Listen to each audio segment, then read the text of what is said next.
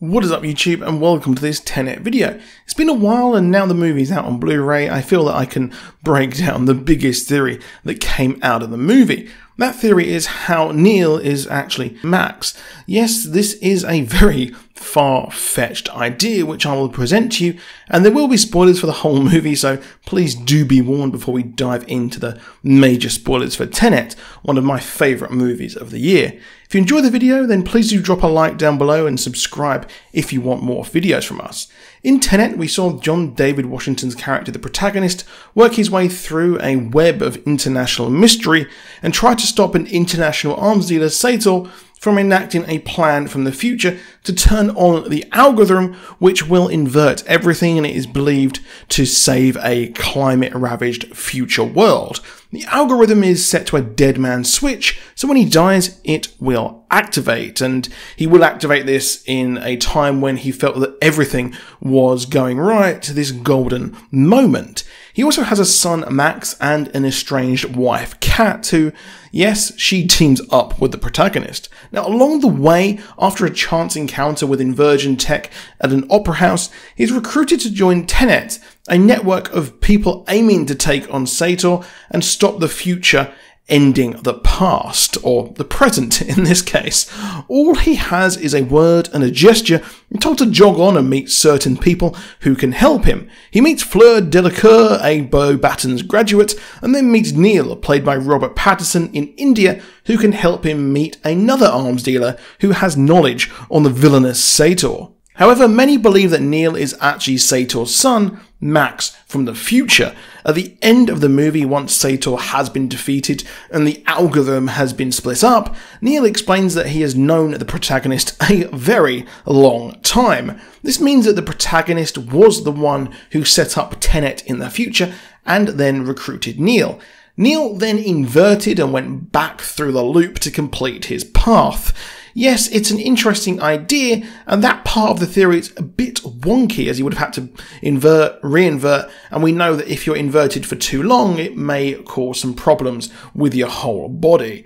He has a red tag on his backpack and was the pivotal person at the opera house with his red tag, and his loop closes when he dies at the Soviet city. There were clues throughout the movie like this, and the fact he knew the protagonist was hinted at when he knew what the protagonist drank on his jobs.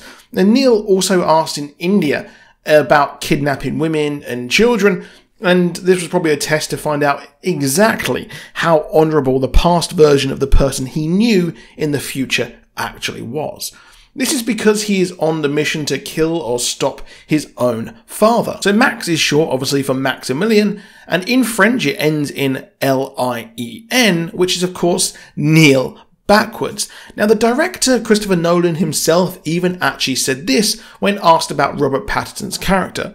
We think he may be called Neil. You never really quite know what's going on with these identities, which means that this is him cheekily confirming his name is not really Neil. However, the movie has more subtle clues as well, as we learn that Neil is a scientist and incredibly smart, and he knows a lot more than he lets on. He seems to know everything about the mission they are on. Initially, we thought he was an MI5 or MI6 secret agent that got caught up in the chaos, but he's engineered it so that he gets on the loop that ends in the algorithm being split up.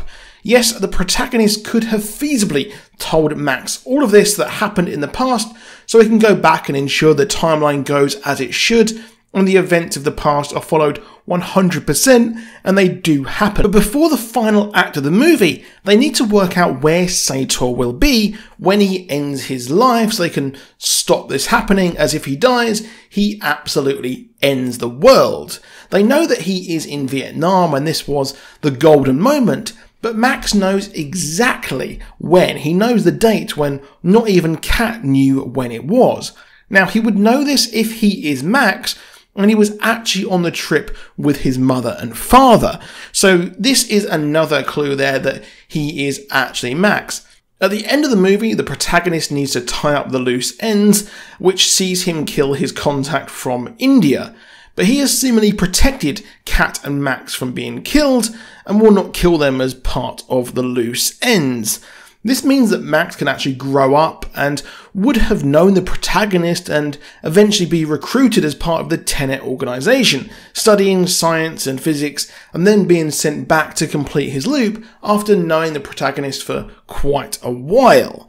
Now, it's very interesting why, if the protagonist knows that Max is going to die there in that Soviet city, why would he allow him to go back in time? Yeah, I don't think it was his choice at all. I mean, Max has the same hairstyle, roughly, and colour as Neil in the future. He's English and raised by a posh mother, and educated at an upper-crust school, and will no doubt be raised to hate his late father by his mother, which would add an extra motivation if saving the world was not enough of a kick up the backside to, you know, get inverted and head back in time and make sure the world doesn't end.